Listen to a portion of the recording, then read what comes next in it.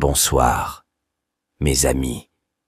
Jokerman va vous murmurer 13 histoires d'horreur terrifiantes, 3 histoires sur la sensation inquiétante d'être suivi, 7 histoires sur la livraison de pizza durant une nuit glaciale où chaque arrêt peut devenir une erreur fatale, et 3 dernières histoires sur la solitude lors d'une nuit enneigée, quand le froid, le silence et la peur ne vous laissent aucune issue.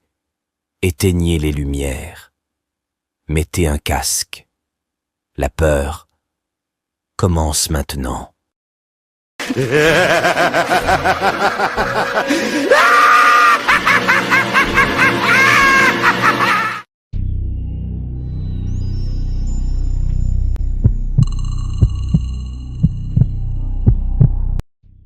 Cela s'est produit en 2017, mais pas en Floride. À cette époque-là, je vivais dans une petite ville du nord-est où l'hiver semble ne jamais finir. Le froid y est si mordant qu'il vous brûle la gorge à chaque inspiration. La nuit tombait avant 17 heures et les rues restaient glacées, luisantes, comme recouvertes d'un vernis noir. J'ai toujours été quelqu'un de casanier. Sortir en plein hiver ne m'attirait pas. Pourtant, ma collègue Jenna, plus jeune que moi d'une dizaine d'années, n'a cessé d'insister pour que je vienne à une soirée en ville. Elle et Mira, une autre collègue, voulaient me changer les idées. Pendant des semaines, j'ai refusé. Finalement, épuisé par leur insistance, j'ai accepté pour un samedi soir de janvier. Le froid était sec et violent ce jour-là. Un vent glacial balayait le parking devant mon immeuble, soulevant des cristaux de givre qui fouettaient le visage. Jenna est arrivée emmitouflée dans un manteau épais, la buée s'échappant de sa bouche à chaque mot. Elle m'a demandé si elle pouvait laisser sa voiture chez moi et si je pouvais conduire. Rien que cette demande m'a crispé. Conduire la nuit sur des routes gelées que je connaissais mal me mettait mal à l'aise. Je vivais là depuis 4 ans, mais je ne m'éloignais presque jamais de mon quartier. En hiver, encore moins. Les routes étaient souvent couvertes d'une fine couche de glace invisible, traîtresse. Mais j'ai accepté. Nous avons pris ma voiture. Le moteur a toussé dans l'air glacé avant de démarrer. Le chauffage soufflait un air tiède qui mettait du temps à chasser l'humidité. Le pare-brise était bordé de givre que les essuie-glaces peinaient à dégager. La nuit était déjà tombée, dense, silencieuse. Les sons semblaient étouffés par le froid, sauf le crissement des pneus sur l'asphalte humide. Nous avons récupéré Mira à son appartement. Elle n'était pas prête, alors nous avons attendu à l'intérieur quelques minutes. Je me souviens de l'odeur de chauffage électrique, de l'air sec qui piquait les narines. Puis nous sommes repartis toutes les 3 vers le centre-ville. La boîte de nuit était bondée malgré la température négative. Une file de silhouettes emmitouflées s'étirait dans la nuit. La musique vibrait à travers les murs. À l'intérieur, la chaleur était étouffante, presque oppressante après le froid extérieur. Les manteaux mouillés dégageaient une odeur de laine humide. Les lumières clignotaient, aveuglantes. Nous avons trouvé une table. Je me sentais déjà déplacé. Jenna a repéré quelqu'un et s'est levée brusquement. « Je reviens, je vois un ami », a-t-elle dit, en entraînant Mira avec elle. Je suis resté seul quelques minutes, agacé. Pourquoi m'avoir supplié de venir pour me laisser là ? La musique résonnait dans ma poitrine, faisant vibrer mon cœur déjà un peu trop rapide. Elles sont revenues avec des verres. « Il nous offre une tournée », a lancé Jenna en me tendant le mien. Je lui faisais confiance. C'était ma collègue.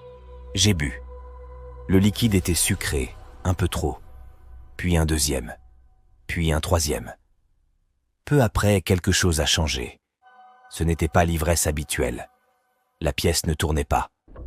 Au contraire, tout me paraissait anormalement net et en même temps irréel. Une angoisse lourde a commencé à s'installer dans ma poitrine. Mon cœur battait trop fort. Mes mains devenaient moites malgré la chaleur. Chaque rire autour de moi sonnait faux, lointain. J'ai regardé Jenna. « Il faut partir », ai-je insisté. Maintenant. Je ne me souviens pas clairement de la sortie. Le froid m'a frappé au visage comme une gifle. L'air glacé m'a brûlé les poumons. Mes jambes semblaient molles. Pourtant, j'ai pris le volant. La nuit était noire, profonde.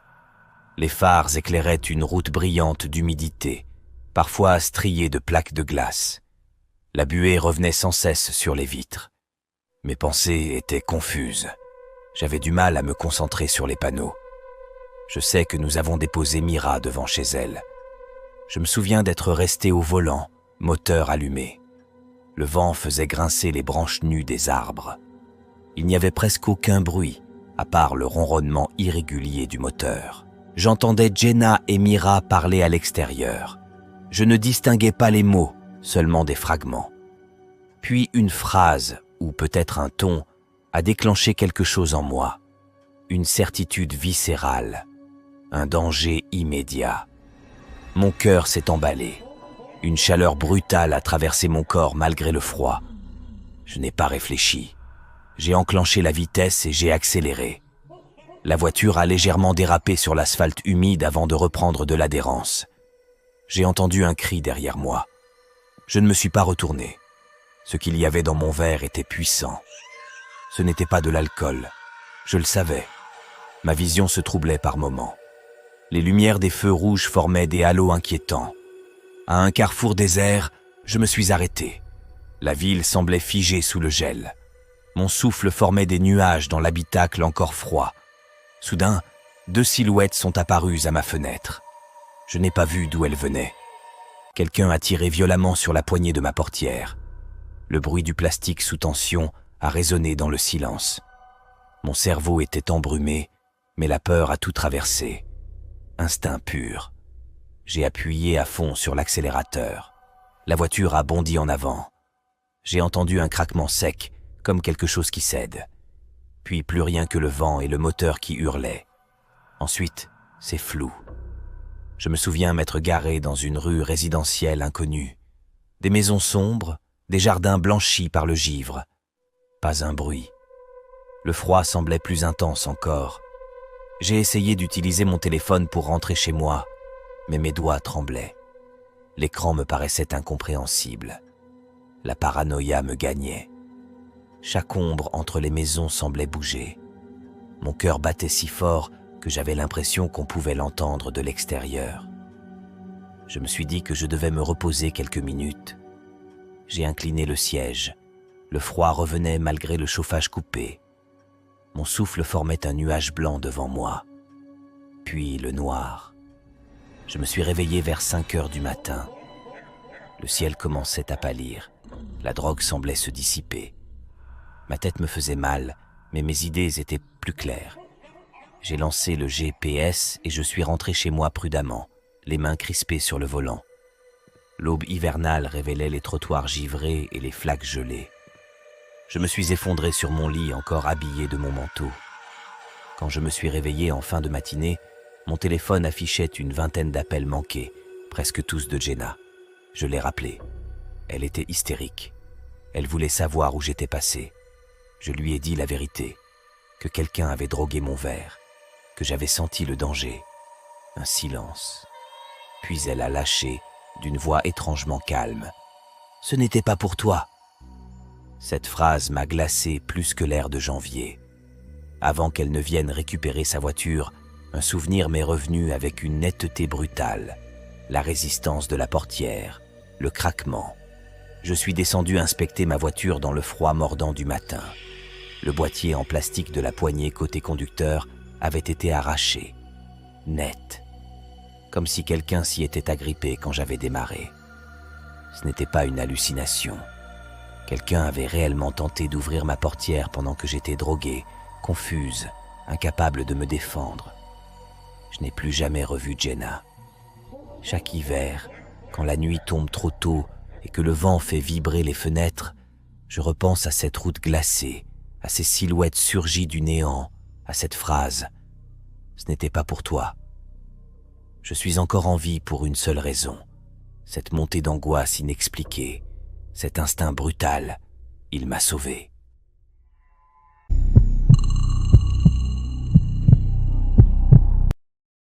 suis un adolescent et je vis dans une petite ville côtière qui, en hiver, n'a plus rien à voir avec la station animée de l'été. Dès la rentrée passée, les touristes disparaissent, les volets se ferment et le vent venu de la mer balaie les rues presque vides. La plage s'étend toujours sur plusieurs kilomètres, bordée de dunes hautes et irrégulières, mais à cette saison, elle paraît abandonnée, hostile. Le froid y est plus mordant, plus humide. L'air salé vous brûle les narines et chaque expiration forme un nuage blanc devant le visage. Les dunes sont réputées sûres. On dit qu'il suffit de marcher 1 kilomètre dans n'importe quelle direction pour retrouver soit la plage, soit le sentier menant au parking. En journée, même en hiver, on croise parfois un promeneur emmitouflé, un chien courant dans le sable gelé. On n'y est jamais réellement isolé. C'est ce que je croyais aussi. Quelques semaines après la rentrée scolaire, un jeudi soir, nous avons repris les réunions de notre groupe scout. Nous nous retrouvons chaque semaine, de 19h à 21h. À cette période de l'année, la nuit tombe bien avant 19h. Quand je suis arrivé sur le parking, le ciel était déjà d'un bleu presque noir et le vent glacé faisait claquer les portières.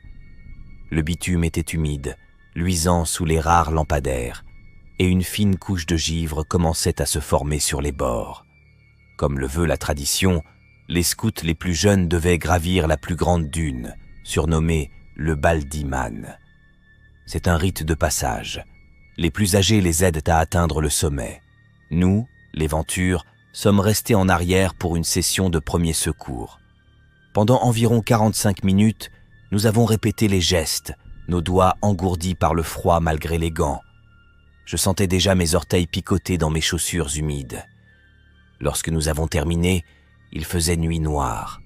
Pas une lumière sur la plage, seulement la lueur pâle de la lune à travers une brume légère venue de la mer. La marée était haute, les vagues frappaient le rivage avec un bruit sourd et régulier, amplifié par le silence environnant. Avec 3 amis, Noah, Thomas et Ewan, nous avons décidé de rejoindre les scouts au sommet de la grande dune. Nous avons prévenu les autres, convenu de points de repère pour le retour, puis nous nous sommes engagés dans les dunes. Marcher dans le sable gelé est épuisant.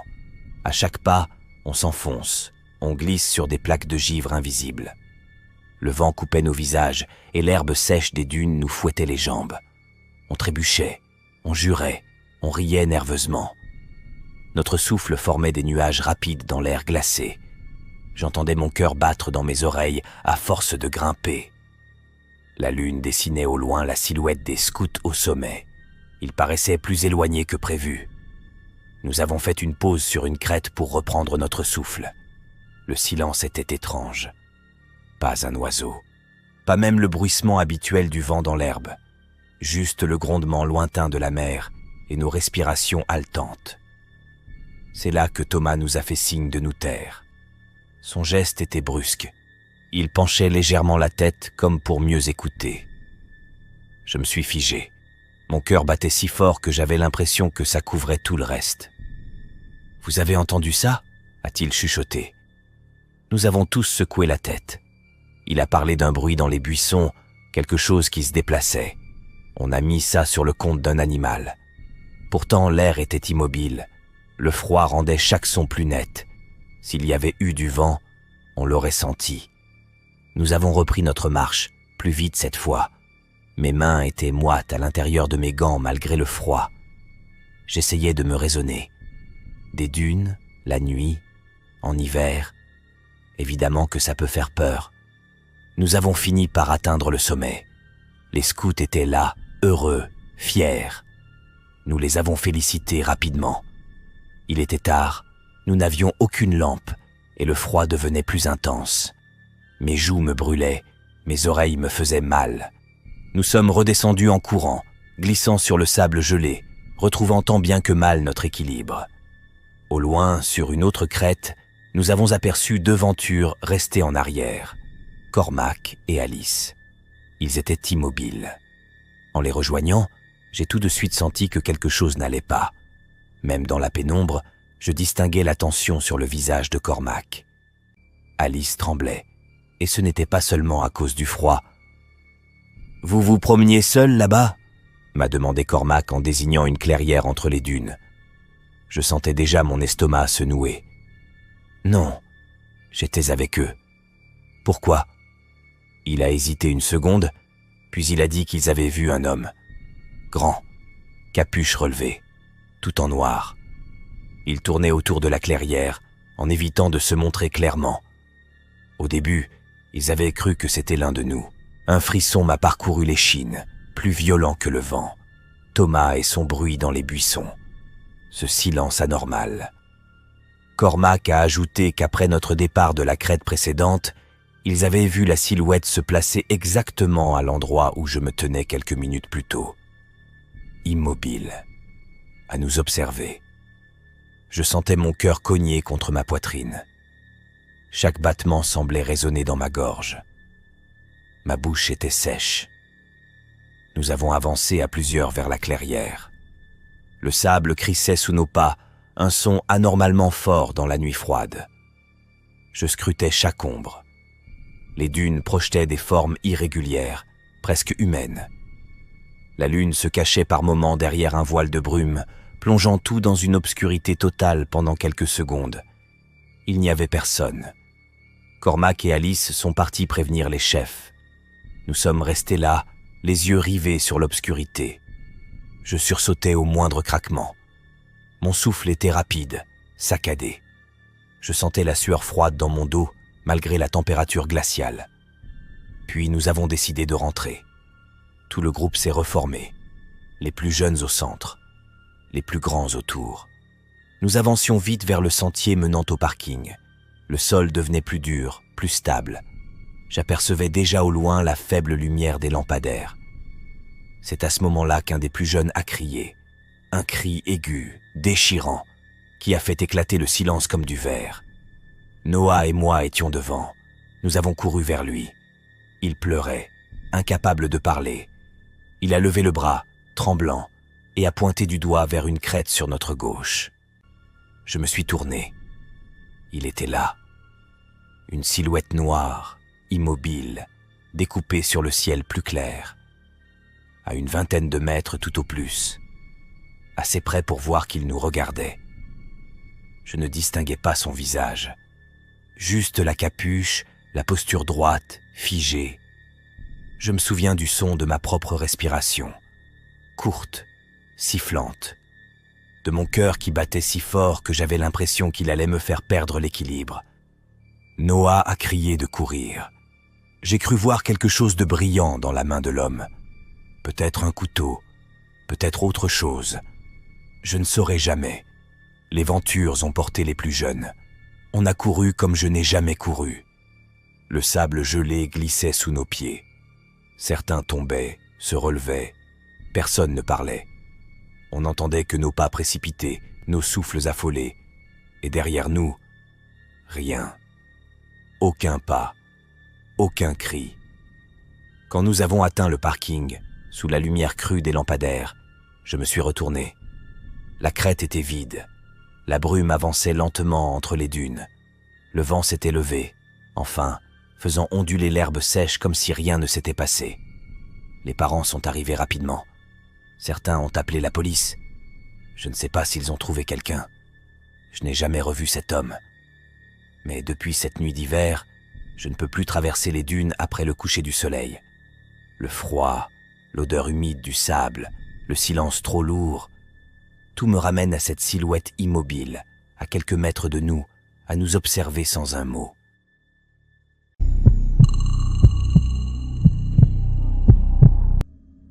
Cela s'est produit lorsque j'avais 22 ans, en plein hiver. À cette période de l'année, les nuits semblaient interminables.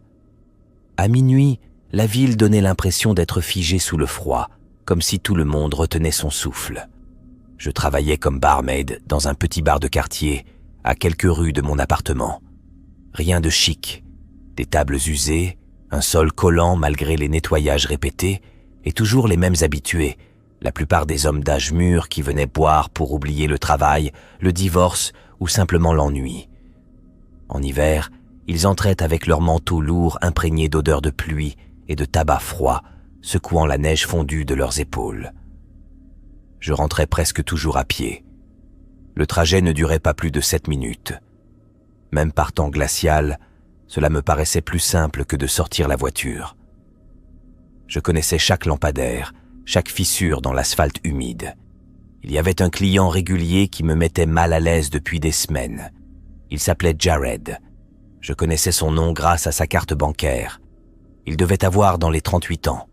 Toujours la même veste marron, élimée au coude, qu'il fasse doux ou qu'il gèle. Il s'asseyait seul au comptoir et me parlait sans arrêt. Il posait des questions personnelles sous couvert de banalité. « Tu vis dans le coin ? Tu rentres tard comme ça tous les soirs ? Tu as quelqu'un qui t'attend chez toi ?» Je répondais poliment, brièvement. Je souriais parce que c'était mon travail, mais je ne lui donnais rien de personnel. Un vendredi soir de décembre, le froid était particulièrement mordant. Le vent sifflait dans l'encadrement de la porte chaque fois qu'un client sortait fumer. Jared est arrivé vers 22h, les joues rouges à cause du gel. Il a commandé une bière et l'a fait durer presque 1 heure, me regardant travailler. Pas fixement, mais assez pour que je le remarque sans cesse du coin de l'œil. Peu avant minuit, il m'a demandé si je voulais sortir avec lui en dehors du bar. J'ai refusé calmement. Je lui ai expliqué que je ne mélangeais pas travail et vie privée. Son expression a changé en une fraction de seconde. Son sourire s'est figé. Il a posé quelques billets sur le comptoir et a lâché. « D'accord, peu importe. » Il est parti sans pourboire. Ce détail m'a marqué plus que je ne voudrais l'admettre. Mon service s'est terminé à minuit. J'ai enfilé mon manteau épais, mon écharpe, et j'ai quitté le bar. L'air glacé m'a saisi à la gorge. Ma respiration formait des nuages blancs devant moi. Le bitume était mouillé, partiellement verglacé par endroits.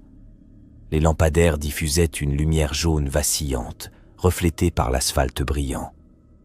Je marchais vite, les mains dans les poches, la tête baissée pour me protéger du vent. Les rues étaient presque désertes. On entendait au loin le bruit d'un moteur, puis plus rien. Je venais de tourner au coin de la rue suivante quand j'ai entendu quelqu'un prononcer mon prénom. Mon cœur s'est immédiatement emballé. Je me suis retourné. Jared se tenait sous un lampadaire, à quelques mètres derrière moi. Je ne l'avais pas entendu approcher. Pas un pas, pas un frottement sur le trottoir gelé. Il s'est avancé vers moi, lentement. Il s'est excusé pour son attitude au bar. Il a dit qu'il était maladroit, qu'il devenait nerveux. Je lui ai répondu que ce n'était pas grave, mais que je devais rentrer. Puis il m'a demandé une dernière fois si je pouvais lui donner mon Instagram ou autre chose. J'ai répété que je n'utilisais pas les réseaux sociaux. Il a penché légèrement la tête. « C'est étrange. Je suis presque sûr de t'avoir déjà vu en ligne. » À cet instant précis, j'ai senti une sueur froide couler le long de mon dos malgré le froid glacial. Il me testait. Il voulait voir si j'allais craquer. Je lui ai demandé de me laisser tranquille. Il a souri d'une manière qui m'a glacé bien plus que le vent. « Bonne nuit », a-t-il dit. Je me suis remise à marcher. Au bout de quelques secondes, j'ai entendu des pas derrière moi. Au début, je me suis convaincu que c'était l'écho de mes propres talons sur le trottoir durci par le gel. Mais quand j'ai ralenti légèrement, les pas ont ralenti aussi. Quand j'ai accéléré, ils ont accéléré. Je me suis retourné brièvement. Il marchait à une dizaine de mètres derrière moi, mains dans les poches, regard fixé sur moi. Mon cœur battait si fort que j'avais l'impression qu'il résonnait dans toute la rue. Ma respiration était courte, irrégulière. L'air froid me brûlait les poumons. Je voyais déjà mon immeuble au bout de la rue. La lumière du hall était allumée, faible et jaunâtre. J'ai traversé la rue au lieu d'aller directement vers la porte. Je voulais voir s'il continuerait. Il a traversé aussi. Je me suis arrêté net. Il s'est arrêté sous un arbre, partiellement dissimulé par l'ombre. Le vent faisait grincer les branches au-dessus de lui. « Pourquoi vous me suivez ?» ai-je crié. Il n'a pas répondu. Il me regardait. La panique m'a envahi. Mes doigts étaient engourdis par le froid quand j'ai sorti mes clés. Mon petit ami est à l'intérieur, ai-je lancé. C'était faux. Je vivais seul. Je me suis précipité vers l'entrée. J'ai tapé le code avec des mains tremblantes. Le bip électronique m'a paru interminable. La porte s'est déverrouillée. Au moment où je l'ouvrais, j'ai entendu des pas rapides derrière moi. Je me suis retourné. Il courait. Je me suis engouffré dans le hall et la porte s'est refermée lourdement derrière moi. Je n'ai pas attendu de vérifier. J'ai couru vers l'escalier. Mes bottes frappaient les marches. Mon souffle était bruyant, presque animal. À mi-étage, j'ai entendu la porte principale s'ouvrir violemment. Il était entré. Ses pas résonnaient dans la cage d'escalier, lourds, précipités. Chaque impact semblait vibrer dans le métal de la rampe. Je sentais mon cœur cogner contre ma poitrine, douloureusement. Arrivé devant mon appartement au 2e étage, j'ai failli laisser tomber mes clés. Mes mains glissaient. Derrière moi, il montait toujours. J'ai enfin réussi à ouvrir. Je me suis jeté à l'intérieur et j'ai claqué la porte. À peine une seconde plus tard, tout son poids s'est projeté contre le battant. La porte a tremblé. Le cadre a craqué. J'ai hurlé. J'ai reculé jusqu'au mur, mon téléphone à la main. Il a frappé encore. Plus fort. Encore. Puis une porte s'est ouverte dans le couloir. La voix grave de mon voisin a retenti. « Qu'est-ce que vous faites ?» Silence. Plus un bruit. J'ai entendu des pas précipités redescendre l'escalier. Je suis resté figé plusieurs secondes avant d'oser regarder par le Judas. Mon voisin se tenait dans le couloir, furieux. Jared descendait déjà les marches, sans un mot. La police est venue cette nuit-là. Les caméras de l'immeuble ont confirmé qu'il était entré derrière moi et qu'il avait tenté de forcer ma porte. Le dossier a été transmis au procureur pour harcèlement et intrusion. J'ai obtenu une ordonnance restrictive. Rien de semblable ne s'est reproduit. Mais tout l'hiver suivant, chaque fois que je sortais du bar après minuit, que le vent glacé me frappait le visage et que mes pas résonnaient sur l'asphalte humide, j'avais l'impression d'entendre d'autres pas derrière moi. Et encore aujourd'hui, dès que la nuit tombe trop tôt et que l'air devient coupant, mon cœur recommence à battre exactement comme ce soir-là.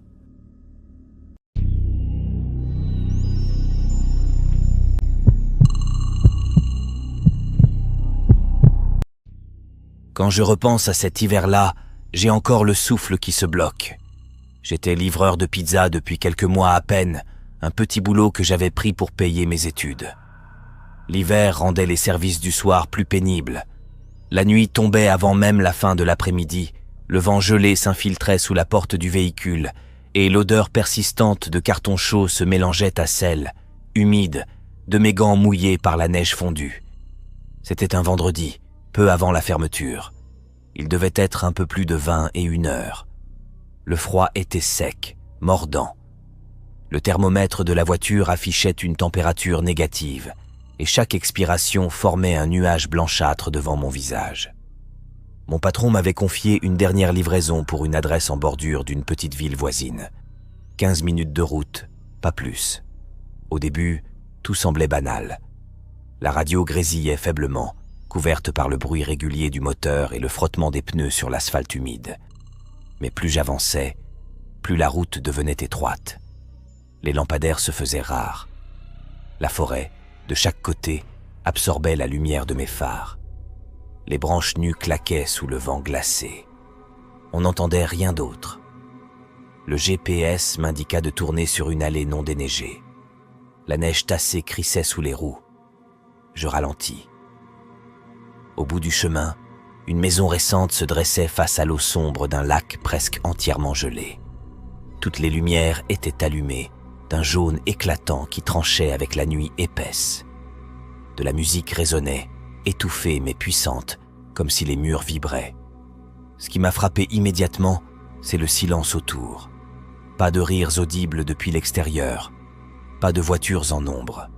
Seulement 2 véhicules garés devant, partiellement recouverts d'une fine couche de givre. Je suis resté quelques secondes dans la voiture, le moteur tournant, les mains crispées sur le volant. Mon cœur battait un peu plus vite que d'habitude, sans raison précise. J'ai fini par couper le contact. Le silence est tombé d'un coup, lourd, presque oppressant. On entendait seulement le vent glisser sur la surface du lac. En marchant vers la porte, mes pas résonnaient sur le sol gelé. Le froid me piquait les joues, mes doigts s'engourdissaient malgré les gants. J'ai sonné une première fois. Rien. Une deuxième. La musique était si forte que j'ai dû frapper avec le poing. La porte s'est ouverte brusquement. 2 femmes se tenaient là, l'une blonde, l'autre brune, très légèrement vêtues malgré le froid. Leur peau était chaude, presque moite, contrastant avec l'air glacé qui s'engouffrait derrière moi. Elles souriaient, mais leur sourire avait quelque chose de figé. La blonde a pris la pizza. La brune m'a tendu un billet. Elle m'a demandé mon prénom, puis mon numéro. Sa voix était douce, presque trop maîtrisée. Je me souviens de l'odeur en entrant. Un mélange de parfums sucrés et d'humidité stagnante, comme dans une pièce fermée depuis longtemps. À l'intérieur, la chaleur était excessive. La musique venait d'enceintes visibles dans le salon. Mais il n'y avait personne d'autre. Pas de manteau, pas de verres abandonnés, pas de traces d'une fête. Juste ces 2 femmes et cette musique assourdissante. Elles m'ont proposé de monter à l'étage. J'ai hésité. Mon instinct me soufflait de refuser, mais je me suis dit que j'étais paranoïaque. Je n'avais monté que 2 marches quand un cri a déchiré l'air. Un cri bref, étouffé. Un appel à l'aide. La musique s'est arrêtée net. Le silence qui a suivi m'a glacé le sang. On entendait distinctement le vent siffler contre les fenêtres et le léger craquement du bois sous le froid. J'ai levé les yeux vers l'étage plongé dans la pénombre. Les lumières du haut étaient éteintes. Les 2 femmes se sont figées derrière moi. La blonde a murmuré quelque chose que je n'ai pas compris. La brune m'a saisi le bras. Sa main était ferme, trop ferme. Mon cœur cognait si fort que j'en avais mal à la poitrine. Je sentais la sueur froide couler dans mon dos malgré la chaleur intérieure. J'ai reculé d'une marche, puis un bruit sourd, comme un choc contre un mur. Je n'ai pas réfléchi davantage. J'ai arraché mon bras et dévalé les marches. Mes pas glissaient presque sur le carrelage. Derrière moi, j'ai entendu l'une d'elles crier mon prénom. J'ai ouvert la porte d'entrée à la volée. L'air glacial m'a frappé au visage. Je courais vers la voiture, mes chaussures crissant sur le givre. Mes mains tremblaient tellement que j'ai eu du mal à insérer la clé dans le contact. En levant les yeux vers la maison, j'ai vu des silhouettes aux fenêtres de l'étage. Immobiles. Plusieurs. Trop nombreuses pour 2 personnes. Je jure que je n'avais vu aucune autre voiture. J'ai démarré en faisant patiner les roues sur la neige tassée. Dans le rétroviseur, les lumières se sont éteintes une à une, comme si quelqu'un passait d'une pièce à l'autre pour effacer toute trace. J'ai appelé la police en roulant, la voix tremblante. Ils m'ont dit qu'ils enverraient une patrouille. 1 heure plus tard, on m'a rappelé. La maison était vide, neuve, en vente, aucun signe d'occupation. Pourtant, les pneus avaient laissé des traces fraîches dans l'allée. Le plus troublant n'est pas là. En rentrant au restaurant, j'ai trouvé mon patron blême. Il m'a dit qu'un appel avait été reçu pendant mon absence. Une voix masculine, calme, avait simplement demandé si le livreur était bien rentré. Cette nuit-là, je n'ai presque pas dormi. Chaque bruit de vent contre les volets me faisait sursauter. Chaque craquement du bois me rappelait ce choc à l'étage. Le lendemain, j'ai appris qu'une disparition avait été signalée dans la région depuis quelques jours. Un étudiant. Aucun lien officiel n'a été établi. Je n'ai plus jamais accepté de livraison isolée en hiver. Le froid, depuis, n'est plus seulement une sensation sur ma peau. C'est un souvenir. Celui d'une maison trop éclairée au milieu de la nuit et de silhouettes immobiles qui me regardaient partir.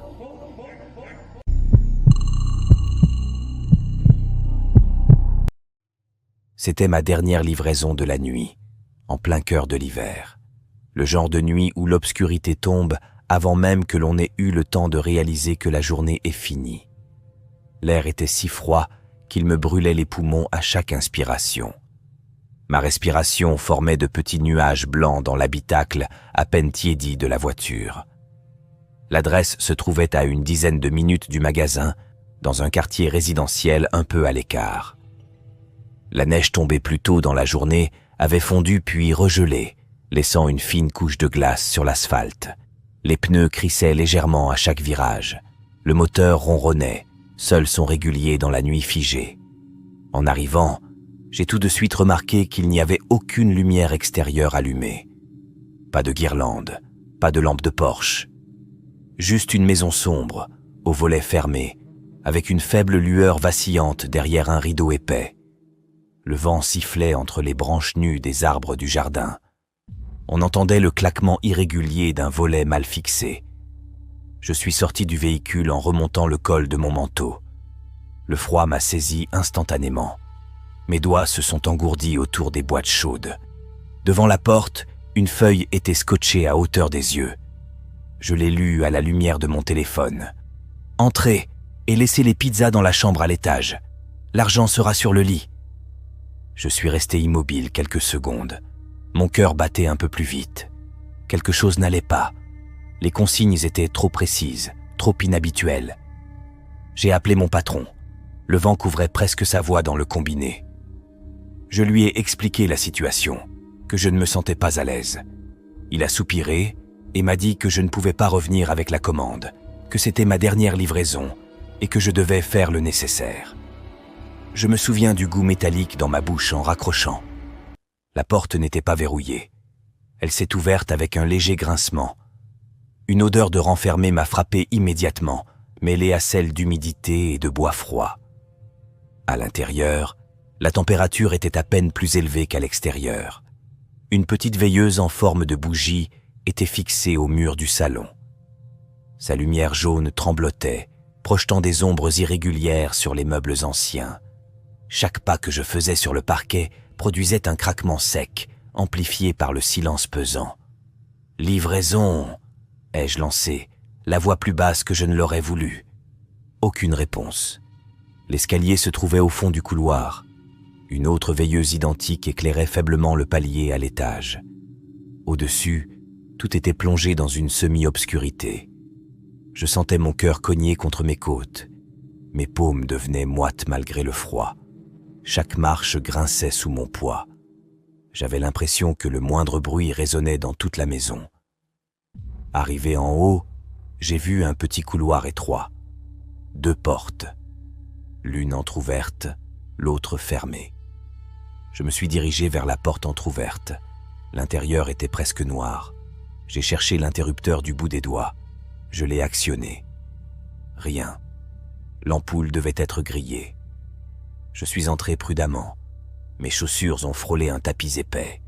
L'air y était plus froid encore. J'ai avancé lentement jusqu'à heurter le bord d'un lit avec la jambe. J'y ai posé les pizzas. Je tâtonnais à la recherche de l'argent quand j'ai entendu un bruit. Un frottement léger, comme un déplacement de tissu. Il ne venait pas de la chambre où je me trouvais, mais du couloir. Ma respiration s'est accélérée. Je sentais mon pouls dans mes tempes. J'ai attrapé les billets posés sur le lit. Ils étaient humides, comme s'ils avaient été serrés longtemps dans une main moite. Je me suis retourné vers la porte. La seconde porte du couloir, celle que j'étais certain d'avoir vue fermée, était désormais entr'ouverte. Un filet d'obscurité plus dense encore en émanait. « La livraison est sur le lit », ai-je dit, incapable de masquer le tremblement dans ma voix. Silence, puis un léger craquement, comme si quelqu'un déplaçait lentement son poids. Je me suis approché malgré moi. À peine avais-je franchi le seuil du couloir qu'une main a surgi de l'ombre et a saisi mon poignet avec une force brutale. La peau était froide. Les doigts se sont refermés comme un étau. J'ai hurlé. Mon cœur battait à m'en faire mal. J'ai frappé instinctivement avec mon trousseau de clés, encore et encore, jusqu'à sentir la prise se relâcher. J'ai reculé en trébuchant contre le mur. Dans la pénombre, j'ai distingué une silhouette accroupie, immobile. Je ne voyais pas son visage. Juste une forme sombre, respirant lourdement. Je n'ai pas attendu davantage. J'ai dévalé l'escalier en manquant de glisser. Derrière moi, j'ai entendu des pas précipités sur le parquet de l'étage. Lents, mais déterminés. La porte d'entrée m'a paru interminable à atteindre. Je l'ai ouverte à la volée. L'air glacé m'a frappé comme une gifle. Mes poumons brûlaient.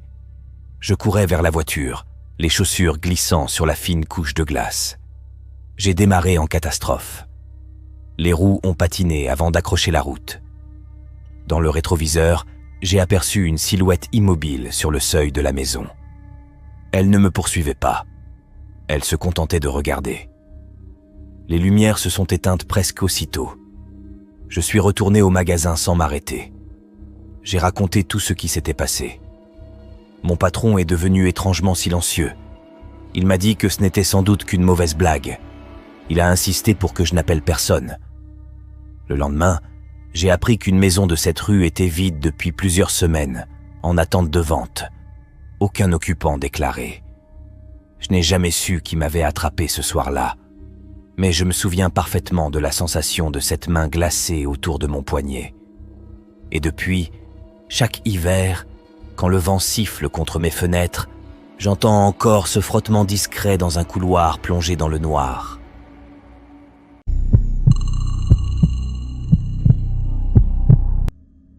Je n'avais jamais fait de livraison avant ce soir-là.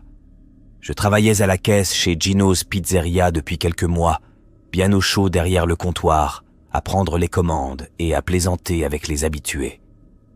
Mais ce mardi d'hiver, le nouveau livreur, embauché depuis à peine 2 jours, a appelé pour dire qu'il était malade. Mario m'a regardé par-dessus le four, la farine encore sur les mains. Il faut bien que quelqu'un y aille. Je n'ai pas su dire non. Dehors, la nuit était tombée avant même 18 heures. Un froid sec s'était abattu sur la région. L'air coupait la peau. Ma vieille Mustang, une boîte manuelle de la fin des années 90, m'attendait sur le parking, couverte d'une fine pellicule de givre. Le pare-brise était presque opaque. J'ai dû gratter longuement, les doigts déjà engourdis malgré mes gants. Les premières livraisons se sont déroulées sans histoire. Des maisons éclairées, des familles pressées, des pourboires corrects. Les pneus glissaient légèrement sur l'asphalte humide, gelé par endroits. Le moteur grondait plus fort que d'habitude dans l'air glacé. Vers la fin du service, alors que je pensais en avoir terminé, le téléphone a sonné. J'ai décroché. La voix de la femme était rauque, traînante, ponctuée de silences étranges. Elle semblait chercher ses mots, les perdre en chemin. Entre chaque phrase, on entendait un souffle irrégulier et parfois des murmures en arrière-plan. « Je pourrais avoir... » Silence. Long. Une pizza classique. Il y eut presque 10 secondes sans un mot. J'ai cru que la ligne avait coupé. Obtenir l'adresse a été pénible. Elle hésitait, demandait à quelqu'un près d'elle de répéter le numéro. Sa voix s'éloignait puis revenait. Finalement, elle a raccroché brusquement, sans attendre le prix ni le délai. Mario a haussé les épaules. Encore une dernière. Je suis reparti. La route menant à l'adresse quittait rapidement la petite ville pour s'enfoncer dans une zone boisée. Les lampadaires disparaissaient un à un. Les arbres nus se penchaient au-dessus de la chaussée comme des silhouettes figées. La neige tassée sur les bas-côtés brillait sous les phares. On n'entendait que le moteur et le souffle du chauffage poussif. Après une dizaine de minutes, j'ai tourné sur un chemin de gravier sombre. Les cailloux ont claqué sous le châssis. De chaque côté, quelques caravanes isolées, espacées, presque invisibles dans l'obscurité. Pas de voisins proches, pas de lumière publique. La maison indiquée était une mobile home, légèrement inclinée. Toutes les lumières étaient éteintes à l'intérieur. À l'arrière, une lueur orange tremblait. Un feu, sans doute. De la fumée montait lentement dans l'air froid. J'entendais une femme crier, sa voix aiguë portée par le vent. En sortant de la voiture, le froid m'a saisi à la gorge. Ma respiration formait des nuages épais devant moi. En claquant la portière, j'ai aperçu un mouvement derrière un rideau. Quelqu'un m'observait. J'ai hésité. Frapper à la porte ou contourner par l'arrière, vers la lumière et les voix. Je suis passé derrière. Ils étaient 2 près du feu. Une femme aux cheveux emmêlés, emmitouflée dans un manteau trop fin, et un homme mince, le regard dur. Ils se sont retournés d'un bloc en m'entendant marcher sur le gravier gelé. Le silence est tombé brutalement, seulement troublé par le crépitement du feu et le vent dans les arbres. Je les ai salués. Ma voix tremblait légèrement. La femme a lancé à l'homme « Qu'est-ce qu'il fait là ?» Il a répondu sèchement « C'est toi qui as appelé. » Ils se tenaient très proches l'un de l'autre, trop proches, comme s'ils tentaient de cacher quelque chose derrière eux. Je distinguais des ombres mouvantes, mais je ne voulais pas fixer davantage. Je leur ai demandé s'il fallait passer par l'avant. Ils ont échangé des murmures à voix basse. La femme m'a pointé du doigt. « Attends là !» Elle est entrée dans la caravane. La porte a claqué. Le vent s'est engouffré dans mon manteau. Mes oreilles me faisaient mal à cause du froid. L'homme est resté devant moi, immobile, à me fixer sans cligner des yeux. Je sentais mon cœur battre trop vite. Mes doigts serraient la boîte de pizza au point d'en déformer le carton. Derrière moi, les bois étaient silencieux, mais ce silence avait quelque chose d'anormal, comme si tout retenait son souffle. La femme est revenue. Elle a tendu des billets à l'homme. « Compte », a-t-elle murmuré. Il a commencé lentement, exagérément lentement. « 5. » Sa voix était plate, traînante. « 10. » Pendant qu'il comptait, la femme a levé les yeux vers la forêt derrière moi. Son regard s'est figé. Puis elle a fait un très léger signe de tête. J'ai entendu un craquement dans la neige, un pas lourd. Je me suis retourné. Un homme immense sortait de l'ombre des arbres. Il avançait sans se presser, une hache à la main. Le métal reflétait faiblement la lumière du feu. Sa respiration formait de grands nuages blancs dans l'air glacé. Mon estomac s'est noué. Une sueur froide a coulé le long de mon dos malgré la température négative. Sans réfléchir, j'ai lancé la boîte de pizza en direction de l'homme au feu, comme pour créer une diversion. Le carton a heurté sa poitrine. Il a juré. Dans le même mouvement, j'ai pivoté et couru vers la voiture. Mes chaussures glissaient sur le gravier gelé. J'entendais des pas derrière moi, lourds, rapides. Mon souffle était court, douloureux. J'ai ouvert la portière en tremblant, failli laisser tomber les clés. Le moteur a toussé avant de démarrer. Les roues ont patiné sur place quelques secondes interminables. Dans les phares, j'ai vu la silhouette à la hache s'approcher, puis s'arrêter. Il ne courait plus. Il me regardait. Les autres étaient restés près du feu. La voiture a enfin accroché la route. J'ai quitté le chemin en faisant crisser le gravier. Dans le rétroviseur, la lueur orange s'éloignait, petite, isolée au milieu de la nuit noire. Je n'ai pas ralenti avant d'atteindre la route principale. Je ne suis jamais retourné travailler ce soir-là. J'ai envoyé un message à Mario pour lui expliquer. Sa réponse a été brève, presque choquée. Depuis, chaque hiver, quand je sens l'odeur du bois brûlé ou que j'entends le gravier craquer sous mes pas, je revois cette silhouette sortir lentement des arbres, la hache à la main, dans l'air glacé où même les sons semblaient figés par le froid.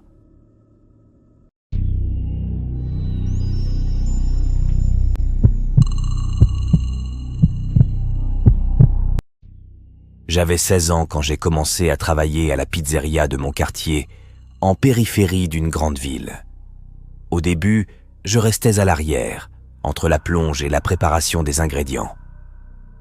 La chaleur des fours contrastait avec le froid mordant de l'hiver qui s'installait dehors. Je rentrais le soir avec l'odeur de la pâte et de la sauce tomate incrustée dans mes vêtements. 2 mois plus tard, mon patron m'a annoncé que je remplacerais le livreur pendant ses jours de repos. J'étais fier.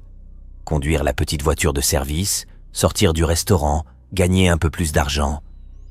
À 16 ans, ça comptait. Puis un soir, le livreur principal est revenu d'une tournée complètement changée. Il était pâle, les traits tirés, les mains tremblantes. Il est entré directement dans le bureau du patron. La discussion a duré un bon quart d'heure, des éclats de voix étouffés derrière la porte. Quand il est ressorti, il m'a regardé droit dans les yeux.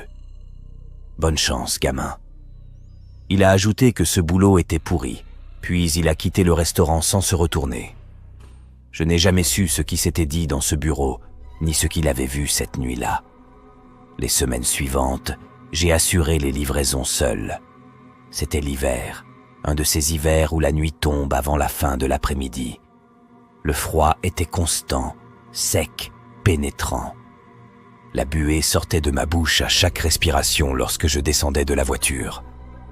Les routes étaient souvent humides, parfois couvertes d'une fine couche de givre invisible. Environ 2 semaines après avoir commencé les livraisons, mon patron m'a tendu une adresse griffonnée sur un ticket.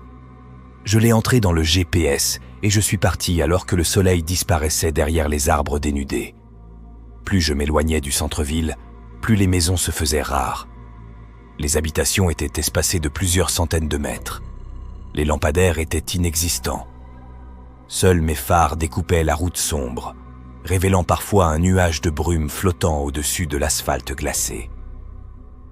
Quand je suis arrivé devant la maison indiquée, j'ai immédiatement ressenti un malaise. C'était une bâtisse à 2 étages, isolée, entourée d'arbres morts dont les branches noires griffaient le ciel. La pelouse était envahie de mauvaises herbes jaunies par le froid. Le porche était vide, sans la moindre trace de vie. Aucune décoration, aucun bruit. J'ai coupé le moteur. Le silence a été brutal. On n'entendait que le vent qui s'engouffrait entre les planches du porche et faisait vibrer légèrement une vieille gouttière. Mon cœur battait plus vite que d'habitude. Je suis descendu de la voiture, les épaules enfoncées dans mon manteau épais. Le froid me piquait les joues. Mes pas crissaient sur le gravier gelé. J'ai frappé à la porte. Quelques secondes plus tard, la poignée a tremblé. Le bruit métallique de la serrure m'a fait sursauter. La porte s'est ouverte lentement. Une vieille femme se tenait là, très maigre, les cheveux blancs tirés en arrière, les yeux fixes d'un gris presque transparent. Elle me regardait sans ciller. « Pizza au pepperoni, madame ?» ai-je demandé en essayant de garder un ton normal. « Oui », a-t-elle répondu d'une voix rauque, presque cassée. Je lui ai tendu la boîte, mais elle ne l'a pas prise. Elle a plongé ses mains dans son sac à main, fouillant longuement, trop longuement. Puis elle m'a demandé « Tu es venu seul ?» La question m'a glacé. « Oui », ai-je répondu après une seconde d'hésitation. Elle a penché légèrement la tête. L'autre, il est parti en courant la dernière fois. Mon estomac s'est noué. J'ai pensé au livreur qui avait démissionné. Il ne travaille plus ici, ai-je murmuré. Elle continuait de fouiller dans son sac. Je distinguais clairement qu'elle tenait quelque chose dans sa main droite, à l'intérieur. Sa main restait crispée, immobile, comme si elle attendait le bon moment. Le vent s'est levé brusquement derrière moi, faisant claquer une branche contre la façade. J'ai sursauté. Ma respiration était devenue courte, rapide. Je sentais la sueur froide dans mon dos malgré l'air glacial. À travers l'entrebâillement de la porte, j'ai aperçu une ombre se déplacer dans le couloir derrière elle. Une silhouette masculine. Au même instant, j'ai entendu un bruit sur ma gauche, des pas écrasant les feuilles gelées, lents, délibérés. Une voix grave a lancé tout près. « Hé !» Je me suis tourné. Un homme d'une 40aine d'années montait les marches du porche. Son visage était fermé, dur, ses yeux fixés sur moi. Il avançait sans se presser, comme s'il savait que je n'avais nulle part où aller. Mon cœur cognait si fort que j'avais l'impression qu'il pouvait l'entendre. La vieille femme me regardait toujours, sa main toujours plongée dans son sac. Derrière elle, l'autre silhouette s'était rapprochée de la porte. J'ai compris à cet instant précis que si je restais une seconde de plus, quelque chose de grave allait se produire. Sans réfléchir, j'ai lâché la boîte de pizza sur le sol du porche et j'ai reculé d'un pas, puis d'un autre. L'homme a accéléré légèrement. J'ai pivoté et couru vers la voiture. Mes chaussures glissaient sur le gravier gelé. Mes doigts tremblaient tellement que j'ai failli laisser tomber les clés. J'ai entendu des pas derrière moi, rapides cette fois. Je me suis jeté dans la voiture et verrouillé les portières et démarré. Le moteur a rugi. Les roues ont patiné un court instant sur la surface glacée avant d'accrocher la route. Dans le rétroviseur, j'ai vu les deux hommes immobiles au bout de l'allée. La vieille femme était toujours sur le seuil, me fixant. Je n'ai pas regardé en arrière une seconde fois. J'ai payé la pizza de ma poche et je n'ai rien dit à mon patron ce soir-là. La peur m'avait paralysé et j'avais honte d'avoir fui. Ce n'est que le jour où j'ai décidé de démissionner que je lui ai raconté toute l'histoire. Il a blêmi en m'écoutant.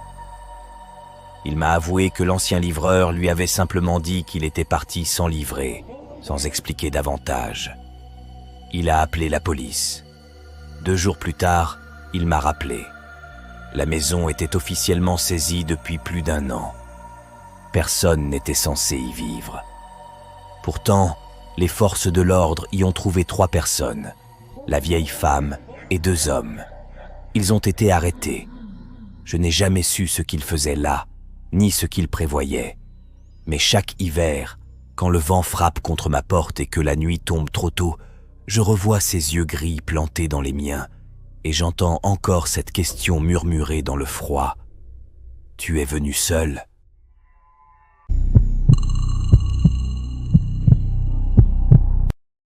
Je n'oublierai jamais ce service d'hiver où j'ai remplacé mon ami pour les livraisons de la pizzeria.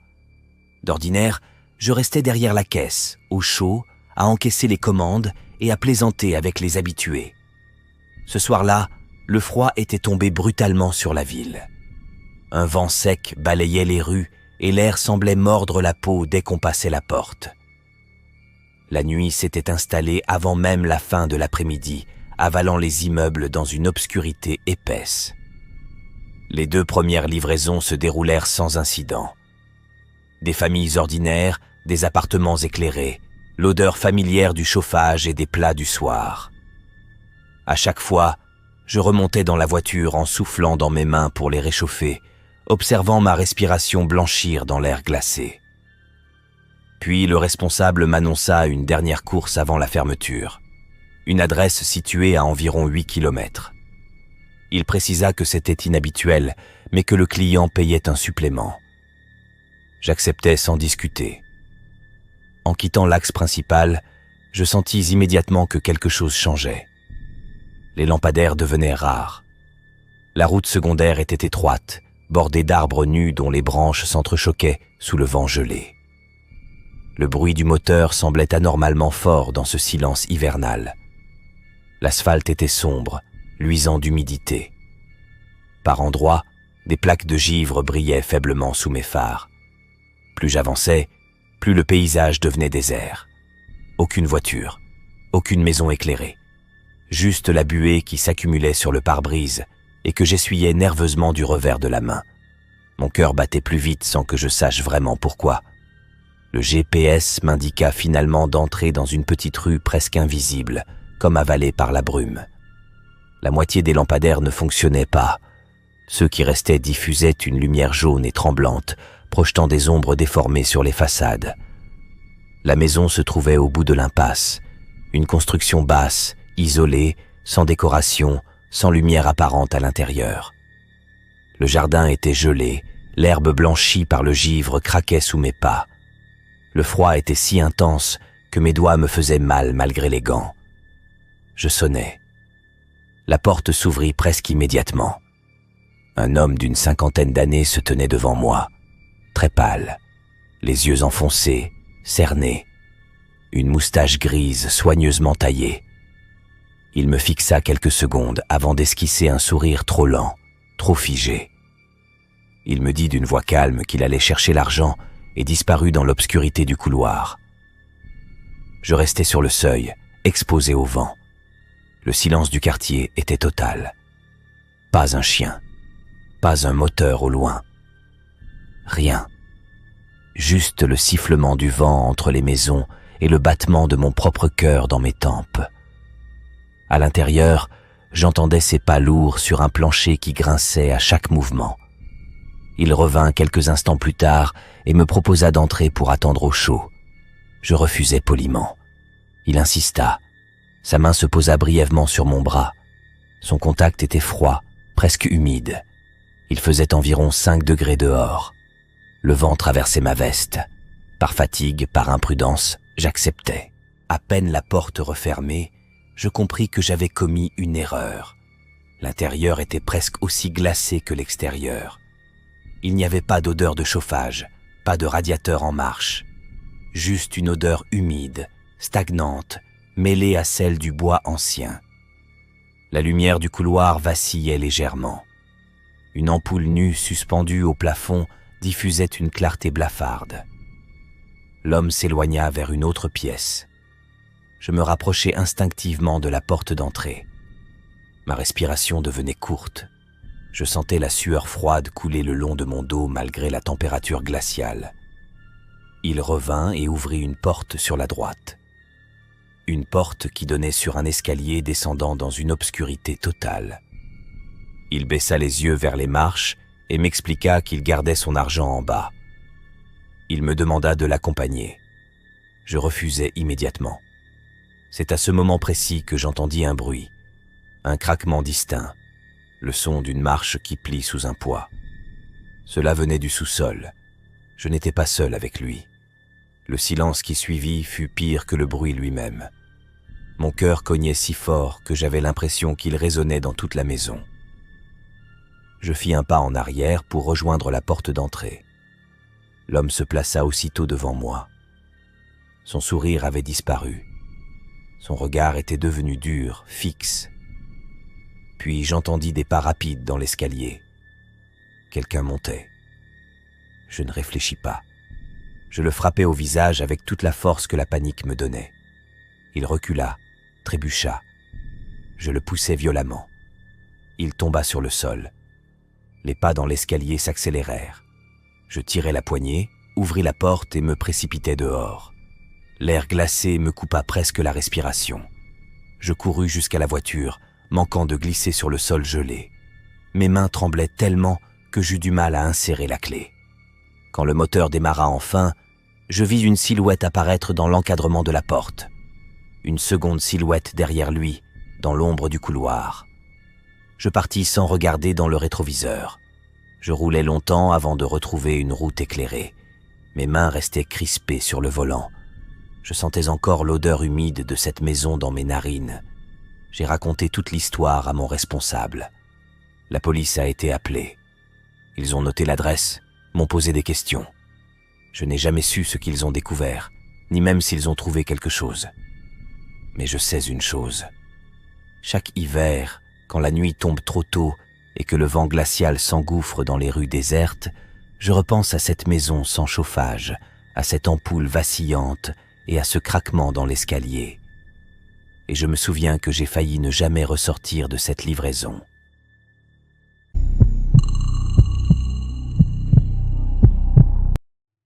Je me souviens parfaitement de cette nuit d'hiver. J'étais de service pour les livraisons et il faisait un froid sec, coupant, le genre de froid qui brûle les poumons quand on respire trop vite.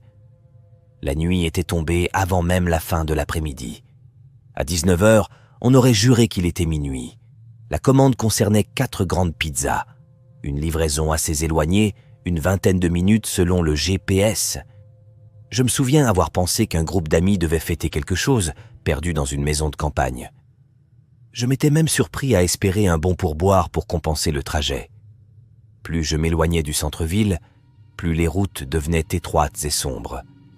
L'asphalte était humide, presque noir, et par endroits recouvert d'une fine pellicule de givre qui brillait sous mes phares. Le moteur ronronnait dans un silence absolu. Aucun autre véhicule, aucun lampadaire. Juste les arbres nus qui se penchaient au-dessus de la route, leurs branches s'entrechoquant sous le vent glacé. Quand le GPS m'indiqua de quitter la route principale pour un chemin de terre, j'hésitais quelques secondes. Le chemin était irrégulier, boueux par endroits, durci par le gel à d'autres. La voiture vibrait sous moi, chaque pierre résonnant dans le châssis. J'aperçus finalement la bâtisse, une vieille construction isolée au milieu d'une clairière bordée de forêt. Aucune lumière visible, aucune voiture garée devant. Le silence était si dense qu'il semblait étouffer tout bruit. Je laissai le moteur tourner quelques instants, observant la maison à travers le pare-brise embué. Ma respiration formait des nuages blancs dans l'habitacle malgré le chauffage. Un frisson me parcourut. J'appelai mon patron pour vérifier l'adresse. Il me l'a relue, agacé. Tout correspondait. Il me dit d'aller frapper et d'arrêter de perdre du temps. Je coupai le moteur. Le silence tomba d'un coup, brutal. Le vent sifflait entre les arbres. En sortant, le froid me saisit immédiatement. L'air était humide, chargé d'une odeur de terre gelée et de bois mouillé. Le sol craquait sous mes chaussures. Il n'y avait pas de sonnette. Je frappai à la porte avec le poing. Le bruit résonna dans la nuit, amplifié par le silence hivernal. Rien.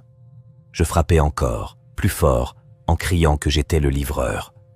Un léger bruissement me parvint de l'intérieur, comme un déplacement rapide, puis plus rien. Je sentis mon cœur accélérer. Ma gorge devint sèche. Le froid me mordait les doigts à travers les gants. Alors que je m'apprêtais à repartir, quelque chose attira mon regard vers une fenêtre latérale. Derrière la vitre, dans l'obscurité totale, 2 yeux. Je ne distinguais aucun visage, juste des yeux grands ouverts, fixes, brillants dans la pénombre. Ils ne clignaient pas. Je restai figé 1 seconde de trop. Mon souffle s'emballa. Une sueur glacée coula le long de ma nuque. Je laissai tomber les cartons sur le perron et me précipitai vers la voiture. Mes mains tremblaient tellement que j'eus du mal à insérer la clé. Le moteur refusa de démarrer une première fois, puis une deuxième.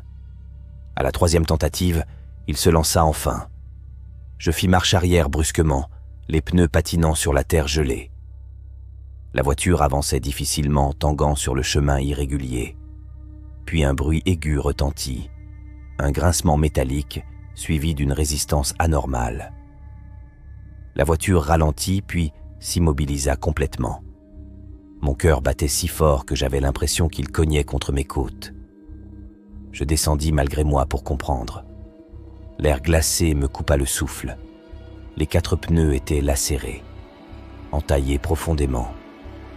La gomme pendait en lambeaux autour des jantes. Ce n'était pas une crevaison accidentelle. C'était volontaire. Je compris immédiatement. Quelqu'un avait fait cela pendant que je frappais à la porte. Je remontai dans la voiture et verrouillai tout. Mes mains étaient si froides qu'elles me faisaient mal. Je composais le numéro d'urgence. Ma voix tremblait en expliquant la situation. L'opératrice me demanda de rester enfermé, de ne surtout pas sortir. Je regardais sans cesse autour de moi. Les arbres formaient des silhouettes noires et immobiles. Le vent faisait craquer les branches au-dessus du toit. Chaque bruit me faisait sursauter. Puis je le vis. Dans le rétroviseur, une silhouette derrière la voiture. Très proche. Je distinguais un visage de femme cette fois. Ses cheveux étaient tirés en arrière. Ses yeux, toujours aussi écarquillés, semblaient refléter la faible lumière du tableau de bord. Elle souriait à peine. Un sourire fin, presque imperceptible. Je sursautais et me retournai brusquement. Elle n'était plus dans l'angle direct. Je n'entendais rien. Juste le vent. Mon souffle devenait incontrôlable. Mon cœur martelait ma poitrine. La buée envahissait les vitres. Soudain, un choc violent sur le coffre. Je hurlai malgré moi. Un second coup, plus fort. La voiture vibra légèrement. Je n'ai pas réfléchi. J'ai déverrouillé la portière opposée et je me suis mis à courir vers la forêt. Le froid me brûlait les poumons. Les branches me fouettaient le visage. Le sol gelé glissait sous mes pas. Je trébuchais, me relevais, continuais. Je me cachais derrière un tronc épais, essayant d'étouffer ma respiration dans ma manche. Mon cœur battait si fort que j'avais peur qu'on l'entende à plusieurs mètres. Je percevais des pas sur le chemin. Lent, mesuré, puis un craquement plus proche. Quelqu'un avançait dans la forêt. Je restais immobile. Le froid s'infiltrait dans mes chaussures, engourdissant mes orteils. Mes mains tremblaient sans contrôle. Au loin, enfin, des sirènes. Un son faible d'abord, puis de plus en plus distinct. Les pas cessèrent. Je n'osais toujours pas bouger. Les lumières rouges et bleues traversèrent les arbres quelques instants plus tard. Je sortis de ma cachette en courant, hurlant pour qu'ils me voient. Je me suis effondré devant eux, incapable de reprendre mon souffle. Ils ont inspecté la voiture. constater les pneus lacérés, fouiller la maison. À l'intérieur, presque rien. Pas de meubles récents, pas de chauffage. Juste des traces d'occupation temporaire et, près de l'entrée, des outils tranchants. Ils n'ont trouvé personne. Je n'ai jamais su s'ils ont identifié les occupants. Mais je sais une chose. Quelqu'un m'observait bien avant que je frappe à cette porte. Quelqu'un attendait que je descende de ma voiture. Depuis cette nuit d'hiver, je ne supporte plus les routes isolées, ni les livraisons tardives. Et quand je regarde dans un rétroviseur, il m'arrive encore d'avoir la sensation qu'une paire d'yeux m'observe dans l'obscurité.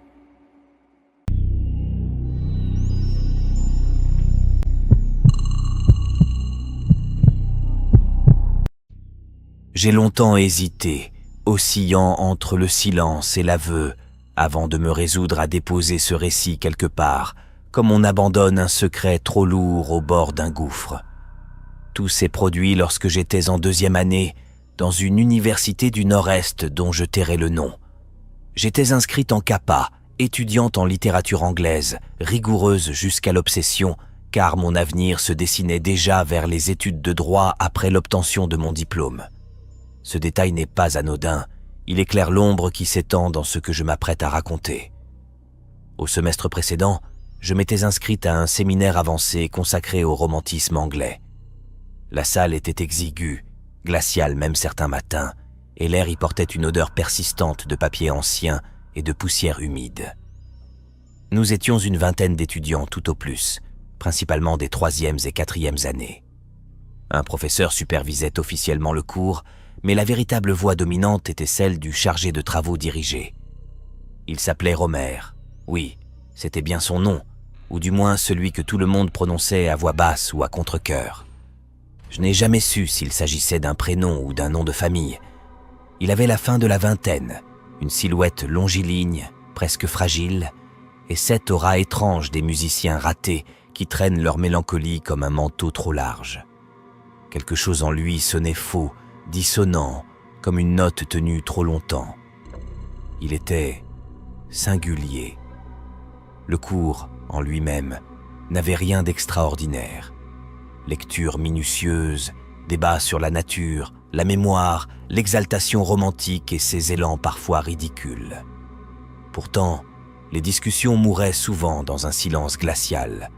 On entendait le bourdonnement des néons, le grincement lointain des radiateurs, et parfois même le souffle de Romer se durcir face au vide. Ce mutisme le mettait profondément mal à l'aise. Alors, pour le briser, il interpellait brusquement des étudiants, les piquait de remarques sèches lorsqu'ils s'avéraient perdus.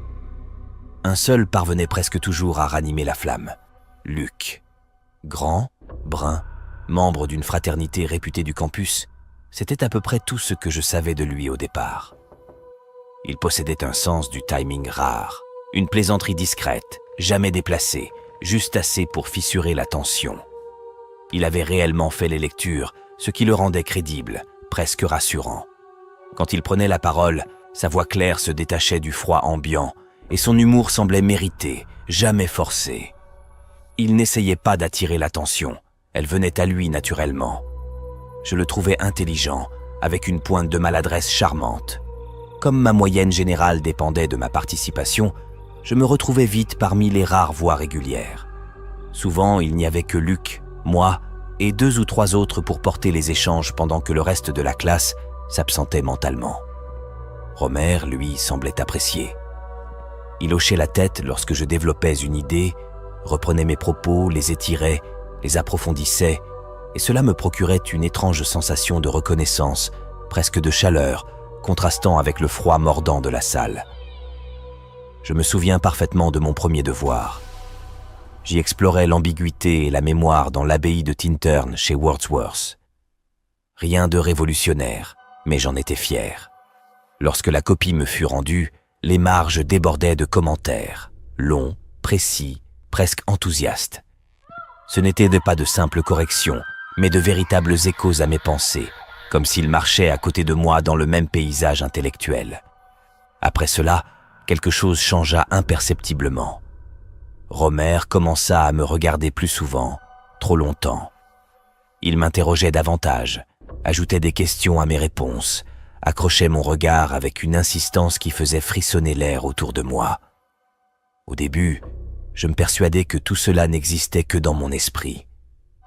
Les chargés de TD ont toujours leurs étudiants favoris, me disais-je. Rien d'anormal. Puis ces questions glissèrent hors du cadre académique, effleurant des territoires plus personnels. Je préférais les ignorer, absorbé par d'autres préoccupations. C'est à la même période que Luc commença à apparaître de plus en plus souvent hors de la salle de classe. Sa fraternité et ma sororité se croisaient sans cesse. Je méprisais en grande partie la vie grecque, mais nous appartenions tous deux à ce que l'on appelait, avec une fierté feinte, les meilleures maisons du campus. Soirées communes, dîners arrangés, fêtes nocturnes où l'alcool se mêlait à la musique trop forte et à l'odeur sucrée de la fumée. Luc était toujours là. Naturellement, nos conversations se multiplièrent. Peu à peu, sans que je m'en rende compte, je sentis naître en moi une attirance diffuse, comme un courant froid qui s'insinue sous la peau avant même qu'on comprenne qu'on grelotte. Au bout de quelques semaines de cette routine feutrée, il me proposa d'aller dîner un soir. J'acceptai sans réfléchir. Nous eûmes peut-être 3 rendez-vous avant que les choses ne glissent vers autre chose. Il se montrait doux, attentif, presque irréprochable, tout ce que l'on espère, en apparence. Nous avons fini par partager le même lit, et rien ne semblait anormal. Je n'étais pas éperdument amoureuse, non, mais je l'appréciais. C'était simple, sans drame, presque indolore.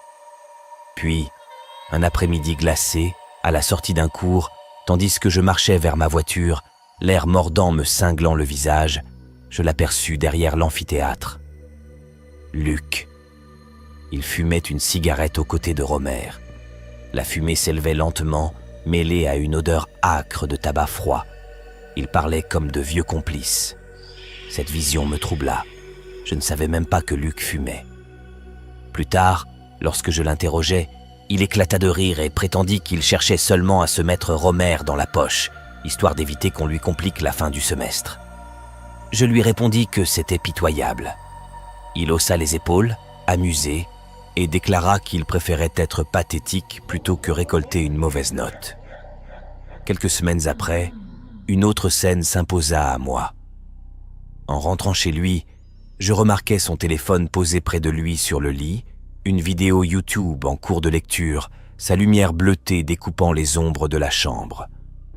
Je sais que je n'aurais pas dû regarder, mais la curiosité, sournoise, l'emporta. Qui pourrait m'en vouloir ? J'étais une étudiante, membre d'une sororité, entourée de garçons dont l'attitude suffirait à semer le doute chez l'esprit le plus rationnel. Alors j'ai fouillé son téléphone.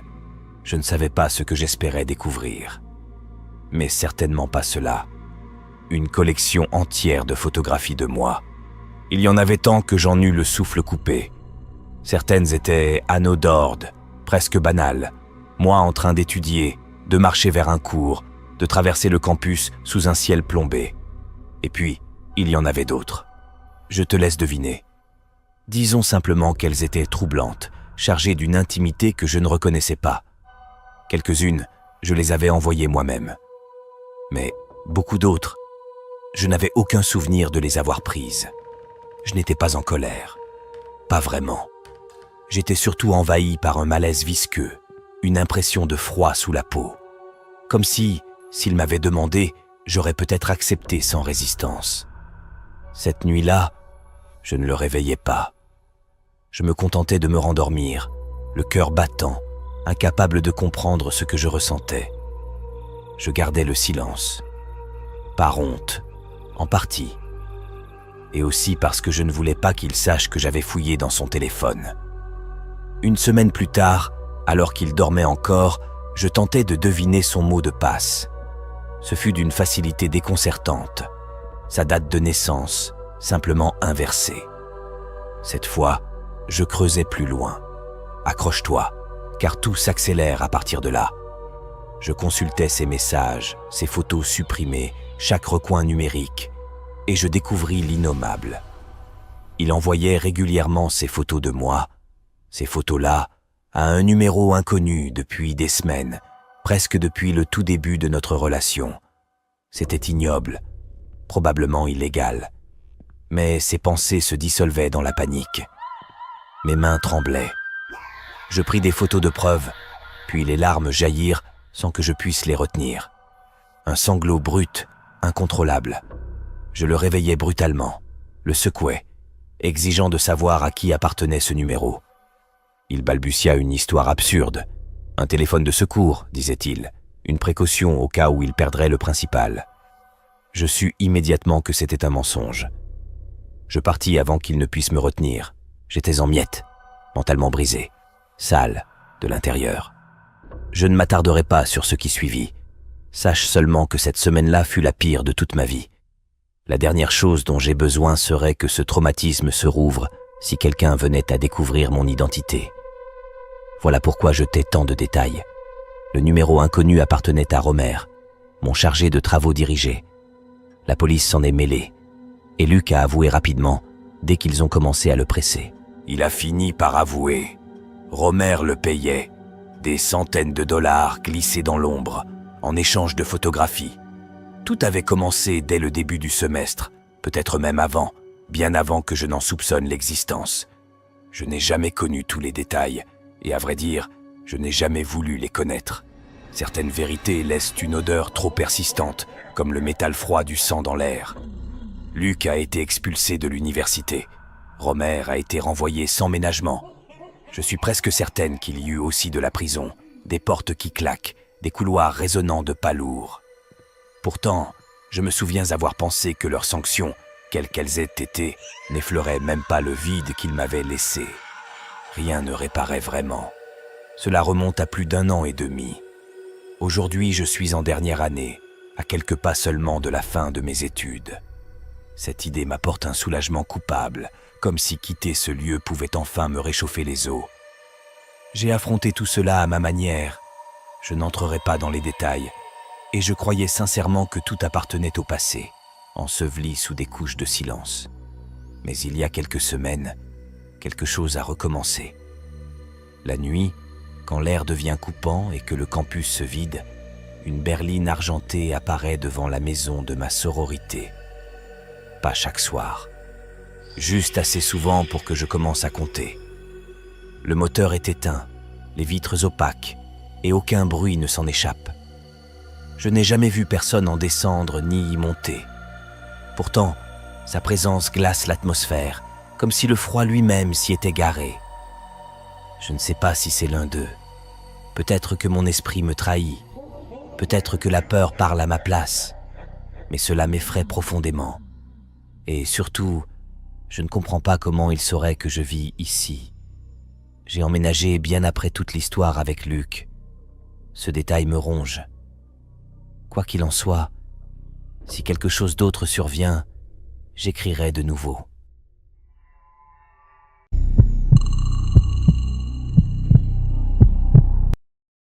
Cela s'est produit il y a environ 2 semaines, et je n'ai toujours pas réussi à m'en libérer entièrement. Pourtant, je dois l'écrire quelque part, car le garder enfoui en moi me ronge l'esprit comme un poison lent. Je m'appelle Mike, même si tout le monde m'a toujours appelé Mikey. J'ai 22 ans et je vis encore chez mes parents, dans le nord de la Californie, pas celle que l'on imagine avec ses plages dorées et ses palmiers indolents. Ici, la neige tombe drue, étouffant les sons, et la forêt s'étend à perte de vue. La maison la plus proche se trouve à 10 minutes de route, perdue comme un point insignifiant au milieu des sapins noirs.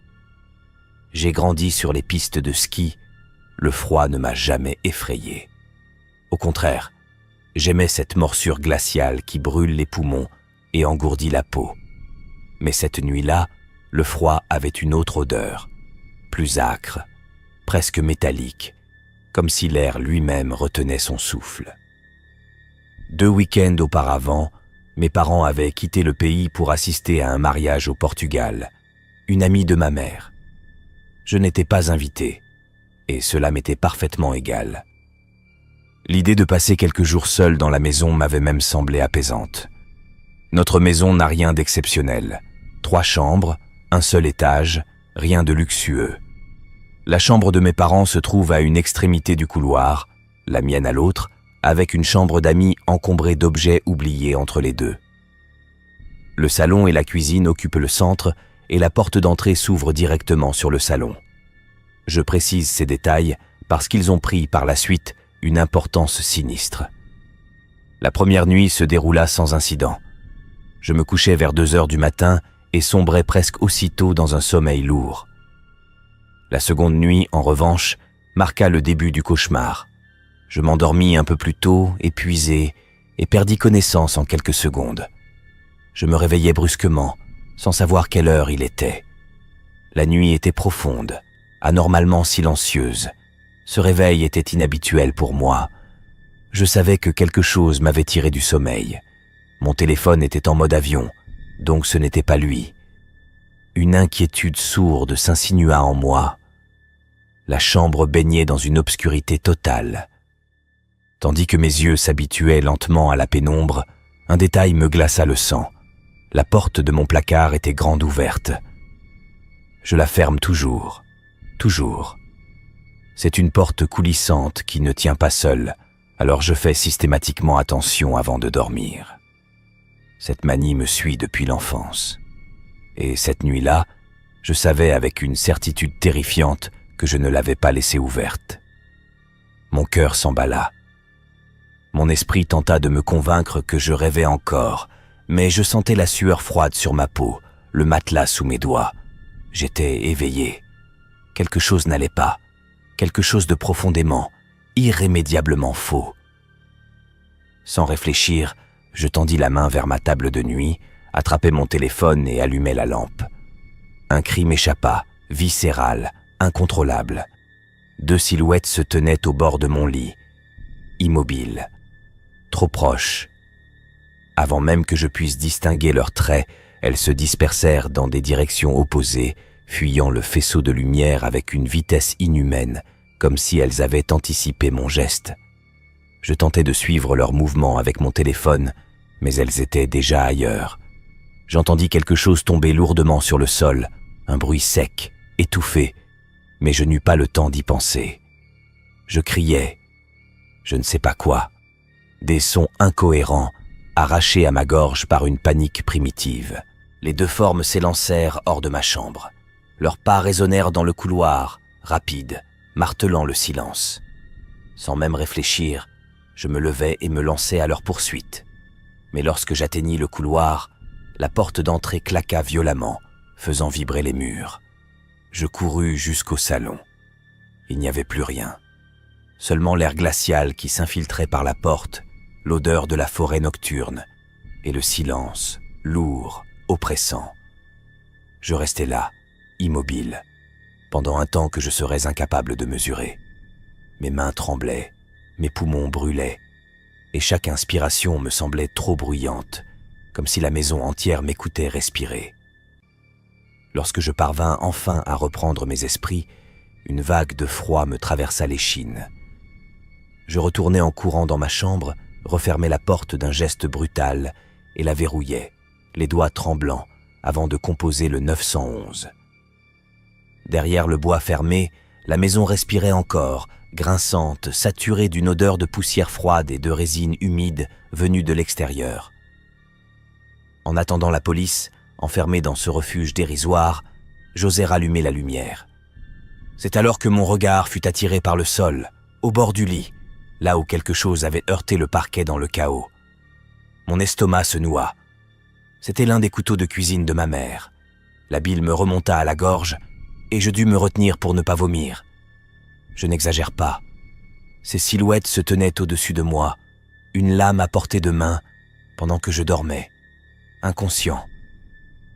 Si je ne m'étais pas réveillé à cet instant précis, je préfère ne pas imaginer la suite. Il est même probable que je ne me serais jamais réveillé. Les sirènes finirent par percer le silence environ 20 minutes plus tard. Les policiers inspectèrent la maison, le jardin, la lisière de la forêt, mais, sans surprise, ils ne trouvèrent aucune trace de présence humaine. On me posa des questions, encore et encore, puis l'un des agents conclut d'un ton détaché que j'avais sans doute oublié de verrouiller la porte d'entrée. Je lui assurai que je m'en souvenais parfaitement, mais il haussa simplement les épaules. Aucune effraction, toutes les fenêtres et les autres portes étaient fermées. Selon lui, seule l'entrée principale avait pu rester ouverte. J'acceptais cette version en silence et les regardais s'éloigner, mais au fond de moi, une certitude glaciale demeurait. J'avais verrouillé cette porte. Le lendemain, mes parents rentrèrent et me reprochèrent, une fois de plus, d'avoir prétendument oublié de fermer la maison. Inutile de s'attarder là-dessus. 2 semaines ont passé, et je n'ai toujours aucune explication satisfaisante. Oublions même la question de la serrure. Pourquoi, au nom de Dieu, 2 inconnus se trouvaient-ils dans ma chambre, armés d'un couteau? S'il s'agissait de simples voleurs, ils auraient pu appeler la police ou repartir sans que je ne remarque rien. Au début, j'ai pensé qu'ils savaient que mes parents étaient hors du pays. Aujourd'hui, cette hypothèse me paraît fragile. J'ai du mal à croire que de banals cambrioleurs s'introduiraient dans une maison, non pas pour voler, mais pour tuer.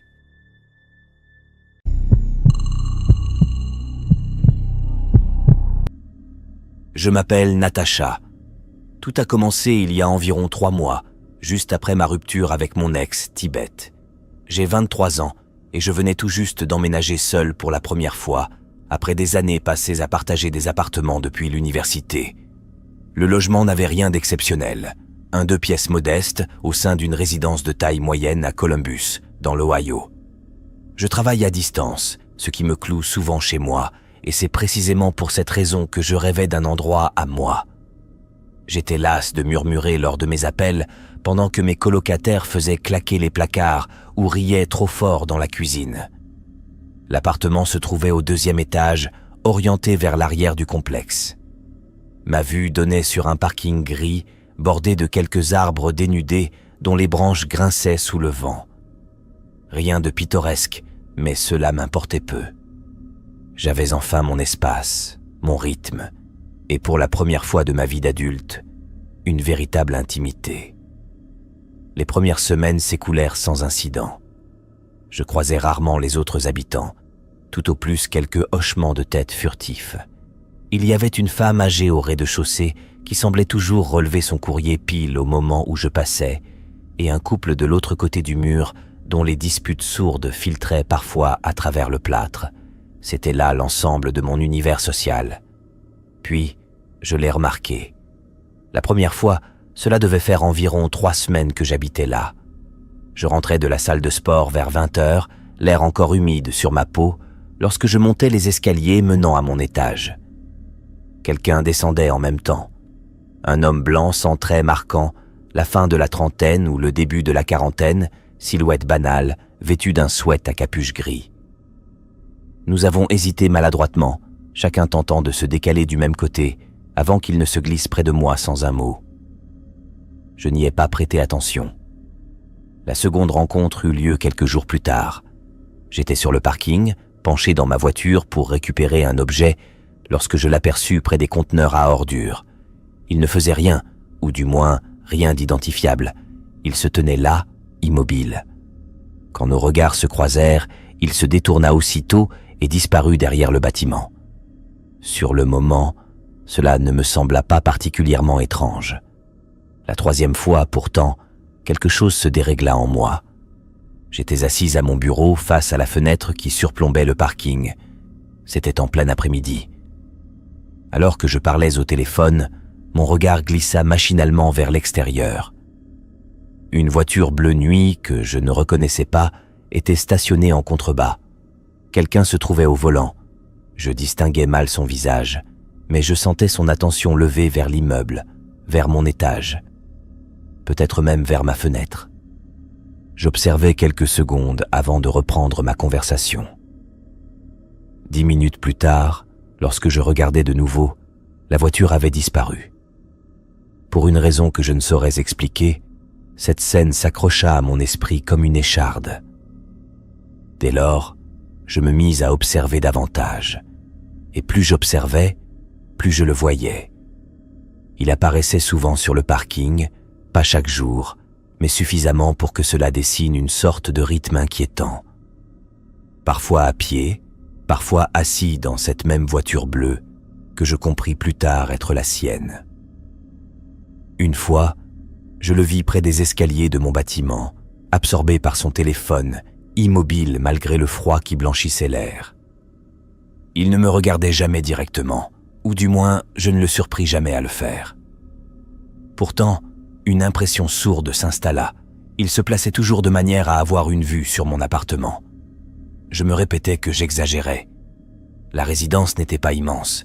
Si quelqu'un y vivait et partageait des horaires similaires aux miens, il était logique que je le croise souvent. Ce n'était que de la statistique. Et après tout, je ne l'avais jamais surpris à faire quoi que ce soit de répréhensible. Il ne me suivait pas. Il ne m'abordait pas. Il était simplement là. Jusqu'au jour où survint un événement que je ne parvins plus à balayer d'un raisonnement rationnel. Car j'ai des habitudes très précises. Je fréquente presque toujours la même salle de sport, aux mêmes horaires, et 2 fois par semaine, sur le chemin du retour, je m'arrête dans ce chipotle précis. Il se situe à environ 15 minutes de route de mon appartement, dans un quartier totalement différent, sans lien logique avec mes habitudes quotidiennes. Un soir, j'étais assise seule à une table, la lumière artificielle bourdonnant au-dessus de ma tête, l'odeur épicée flottant dans l'air tiède, tandis que je faisais défiler distraitement mon téléphone. J'ai levé les yeux et mon sang s'est figé. Il était là, le même homme, la même silhouette quelconque, le même sweat à capuche gris que lors de notre première rencontre. Il était installé à une table en face de moi, mangeant tranquillement un bol de burrito, comme si sa présence était parfaitement naturelle. Mon estomac se contracta violemment. Je me sentis physiquement malade, au point d'avoir la nausée. Je n'exagère pas. Il n'y avait aucune raison pour qu'il se trouve là. La salle de sport que je fréquente se situe dans une direction opposée. Ce restaurant n'est proche de rien. Ce n'est pas un endroit où l'on passe par hasard. On s'y rend intentionnellement. J'ai tenté de me raisonner. Après tout, Chipotle est populaire. Il mangeait, tout simplement. Mais il me regardait, pas de manière flagrante. Son regard descendait vers son plat, puis se relevait brièvement, avant de redescendre. Pourtant, je le sentais. Cette attention invisible, lourde, presque poisseuse. Lorsque je me suis levé pour partir, je jurerais qu'il a commencé, lui aussi, à rassembler ses affaires. Je me suis dirigé vers ma voiture d'un pas rapide. Je ne courais pas, mais je pressais l'allure, le cœur battant à mes tempes. Une fois à l'intérieur, j'ai verrouillé les portières et je suis resté immobile quelques secondes, les mains crispées sur le volant. En regardant à travers les vitres du restaurant, je ne l'ai plus vu. Je ne sais pas s'il est sorti ou non, mais je n'ai pas attendu pour le découvrir. Sur le trajet du retour, je n'ai cessé de vérifier mes rétroviseurs. Je n'ai remarqué personne derrière moi, mais j'ai volontairement emprunté un itinéraire absurde, tournant sans logique, simplement pour me sentir en sécurité. C'était sans doute excessif, surtout puisqu'il savait déjà où j'habitais, mais mon esprit était embrouillé, incapable de penser clairement. De retour chez moi, je me suis assise dans l'obscurité pendant près d'1 heure, observant le parking depuis ma fenêtre. Le froid de la nuit s'infiltrait à travers la vitre, l'air sentait l'asphalte humide et les feuilles mortes. Je n'ai vu ni lui, ni cette berline. Finalement, je me suis convaincu que j'avais surréagi, et je suis allé me coucher. Le lendemain matin, toutefois, j'ai regardé dehors, comme je le faisais chaque jour depuis le début de cette histoire. La berline était là, et quelqu'un se trouvait à l'intérieur. Cette fois, je n'ai pas hésité. J'ai appelé la police. Je me sentais ridicule. Que pouvais-je dire? Quelque chose comme « Il y a un homme que je vois souvent, et cela me met mal à l'aise. » Aussi absurde que cela paraisse, j'ai appelé quand même et tenté d'expliquer la situation. L'agent au téléphone fut courtois, mais je sentais clairement qu'il me trouvait paranoïaque. Il proposa d'envoyer une patrouille pour vérifier le parking, tout en précisant que tant que cet individu ne faisait rien d'illégal, leurs options restaient limitées. Il me conseilla de tout noter, date, heure, photo si possible, et de rappeler en cas d'escalade. Lorsque la voiture de police arriva enfin, environ 45 minutes plus tard, la berline avait disparu. L'agent fit le tour de la résidence, frappa à quelques portes, puis me confirma ce que je redoutais déjà. Rien de suspect, aucune plainte des autres résidents. Il me tendit sa carte et me dit de rappeler si quoi que ce soit se reproduisait. Pendant près d'une semaine, il ne se passa rien. Peu à peu, je me détendis. Je me persuadais que la visite de la police avait effrayé cet individu, ou bien que tout cela n'était qu'une invention de mon esprit, un excès d'angoisse qui devait simplement se dissiper. Puis, il y eut le mot. Il avait été glissé sous ma porte durant la nuit. Je l'ai découvert au réveil, posé là, silencieux. Une note manuscrite, rédigée d'une écriture soignée, qui disait simplement « Tu devrais vraiment fermer tes stores la nuit ». J'ai été envahi par la terreur. Je me souviens avoir laissé tomber le mot sous l'effet de la peur avant de me jeter dessus pour le ramasser. Mes mains tremblaient violemment et une sensation abjecte de danger imminent, mêlée d'une impuissance totale, s'est insinuée en moi, froide et suffocante. L'air semblait plus glacial encore, chargé d'un silence épais qui bourdonnait à mes oreilles. 2 semaines plus tard, je suis parti. Je n'ai même pas attendu la fin de mon bail. J'ai payé la pénalité et j'ai fui. J'étais persuadé que ce serait la conclusion de cette histoire. Je suis retourné vivre chez mes parents, convaincu que je n'y resterais que le temps de trouver un autre appartement. Mais si tout s'était réellement arrêté là, je n'écrirais sans doute pas ces lignes aujourd'hui. Environ 1 mois après mon retour chez eux, je rentrais d'une séance de sport, dans une autre salle, évidemment, près de leur maison, lorsque je l'ai vue. Une berline bleu nuit, garée dans une rue latérale quelconque, à 2 pâtés de maison à peine de leur quartier. Mon cœur s'est arrêté. J'ai reconnu cette voiture immédiatement. Je savais que c'était la même. Je n'en ai jamais douté. J'ai accéléré jusqu'à la maison, l'estomac noué, luttant pour ne pas céder à la panique. Personne ne semblait me suivre, et cette absence de poursuite rendait la situation encore plus terrifiante. Car s'il s'agissait bien de lui, et j'en suis presque certaine, alors il savait déjà où j'allais. Dès que j'ai franchi la porte, j'ai tout raconté à mes parents. Mon père a promis de surveiller la rue, tandis que ma mère vérifiait compulsivement chaque serrure, encore et encore.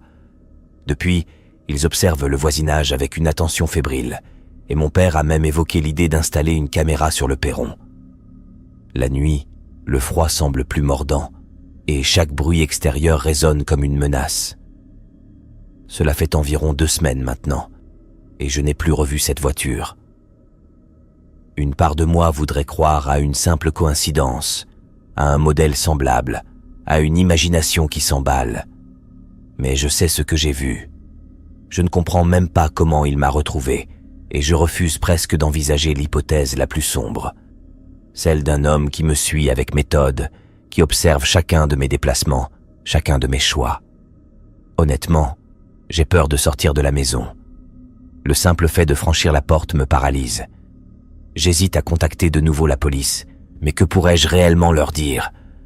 J'espère de tout mon être que cette histoire n'aura jamais de suite.